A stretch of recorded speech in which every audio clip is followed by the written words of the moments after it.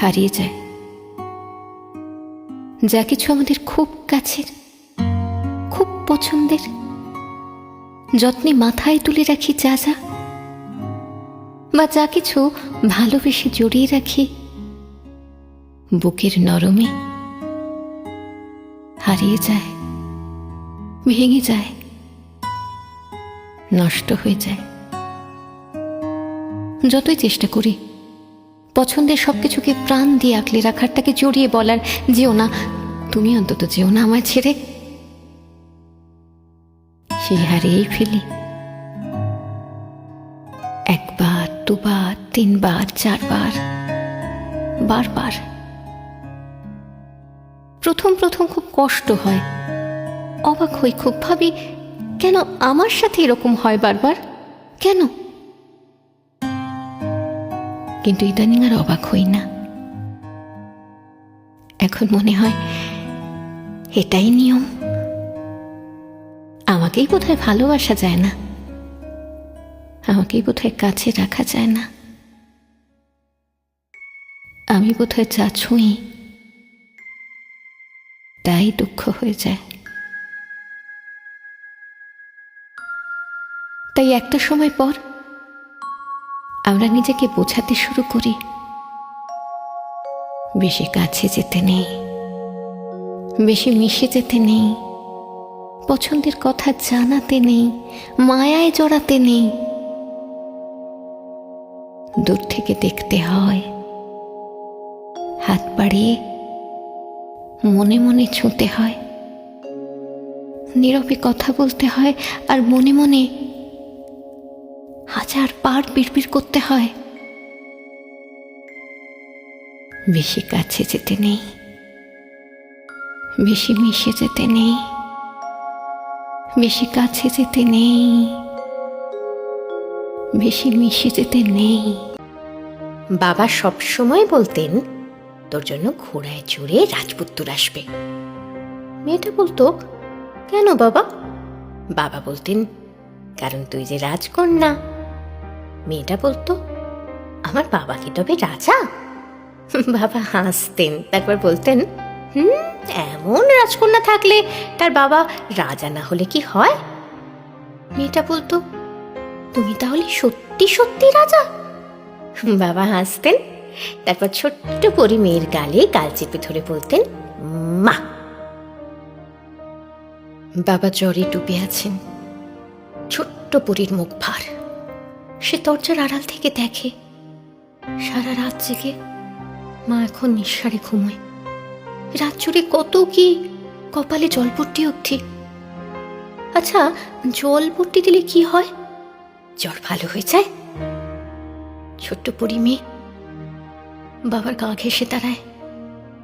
এই বাবাটা কেমন ধূসর শুকনো মুখের মানুষ। বাবার কি খুব কষ্ট হচ্ছে?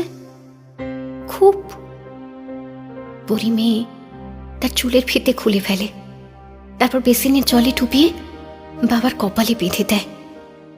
বাবা চোখ মেলে তাকান, ঠিক সামনের আয়নায় তার চোখ, টুকটুকে লাল ফিতে তার কপাল জুড়ে। পরি মেয়েটা বড়দের মতো করে বলে, রাজামশাইয়ের জ্বর কি তাহলে কমলো? বাবা হাসেন, দুহাতে জাপটে ধরেন তার রাজকন্যাকে বুকের ভেতর। এমন রাজকন্যা থাকলে রাজা মহারাজাদের জ্বর না কমে যাবি কোথায়? বাবা রাজকন্যাকে কাঁধে নিয়ে হাঁটেন, কোলের ভেতর বেড়ালের রুমে ঘুম পাড়ান, সারা বাড়ি ঘুরে ছোটেন। তারপর অফিস, মিটিং, রোদ, ঘাম, জলের দিনরাত্রি, বাজারে সদা, দ্রব্যমূল্যের ঊর্ধ্বগতি, দিন শেষে হতাশায়, ক্লান্তিতে গম্ভীর মুখে ঘরে ফেরাও থাকে। কিন্তু পরি মেয়েটা এসে বলে, তুমি কি আমার ফকির বাবা? বাবা গম্ভীর মুখে বলেন, কেন মা? আজকাল আমায় যে রাজকন্যা বলে ডাকো না। ক্লান্তিরা দানা ঝাপটে পালায়, দুশ্চিন্তাও। বাবা রাজা মহারাজা হয়ে যান মুহূর্তে। তার বুকের ভেতর ডানা ঝাপটায় রাজকন্যা। বাবারা জানেন, তার ঘরের চৌকাঠ পেরোলে এই জগৎ জুড়ে তার রাজকন্যাদের জন্য সব সময় সত্যিকারের রাজপুত্ররা অপেক্ষায় থাকে না, বরং অনেক সময় নখর বাগিয়ে ওত পেতে থাকে ভয়ঙ্কর সব শাপত। হয়তো তাই পৃথিবীর সব বাবাই তার বুকের ভেতর আজীবন তার রাজকন্যাদের পুষে রাখতে চান। হয়তো তাই জগৎ জুড়ে সকল রাজকন্যাদের বুকের ভেতর ফিসফিসিয়ে বাজে, I am a princess, not because I have a prince, but because my father is the only king.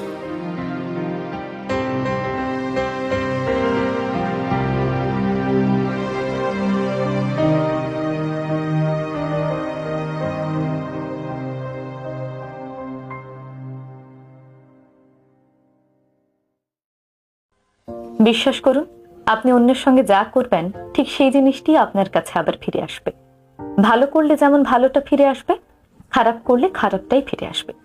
আজকের যে গল্পটি আমি আপনাদের শোনাবো, এই গল্প শোনার পর আপনারা আর কোনোদিনও অন্যের সাথে অন্যায় করতে পারবেন না।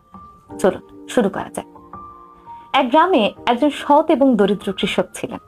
তিনি দুধ থেকে মাখন এবং ঘি তৈরি করতেন, আর প্রতি সপ্তাহে সেই জিনিসগুলো বাজারে গিয়ে বিক্রি করতেন। তার বিনিময়ে নিজের সংসারের যাবতীয় সদাই নিয়ে আসতেন। তো প্রতিবারের মতো এবারও তিনি দুধ থেকে তৈরি মাখন নিয়ে বাজারে যাচ্ছিলেন। প্রতিটি মাখন রোল করা ছিল, আর প্রতিটি রোল ছিল 1 কেজি করে।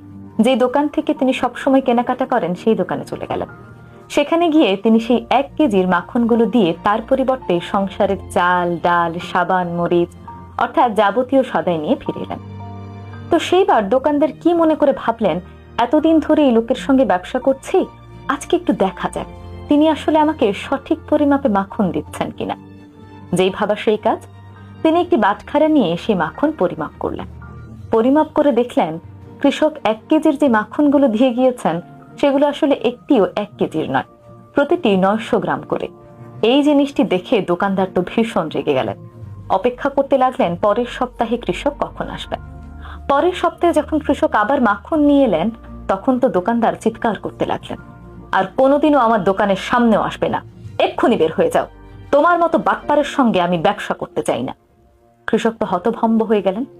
তিনি দোকানদারের কাছে জানতে চাইলেন কি হয়েছে। তখন দোকানদার বললেন, এতদিন ধরে তুমি আমাকে 1 কেজির যে মাখনের রোলগুলো দিতে সেগুলো আসলে একটিও 1 কেজি ছিল না। আমি গতকালই পরিমাপ করে দেখলাম সবগুলো রোল 900 গ্রাম করে। তোমার মতো চিটিংবাজ বাটপারের সাথে আমি আর কোনোদিনও ব্যবসা করব না। এই কথা শুনে কৃষক মন খারাপ করে বললেন, দাদা রাগ করবেন না, আমি খুব গরিব মানুষ, আমার কাছে বাটখারা কেনার মতো কোনো টাকা ছিল না। তাই প্রতিদিন আপনার দোকান থেকে যে 1 কেজির চিনি নিয়ে যেতাম, আমি সেই চিনিটাকে দাঁড়িপাল্লার এক পাশে রাখতাম, আরেক পাশে মাখন রাখতাম।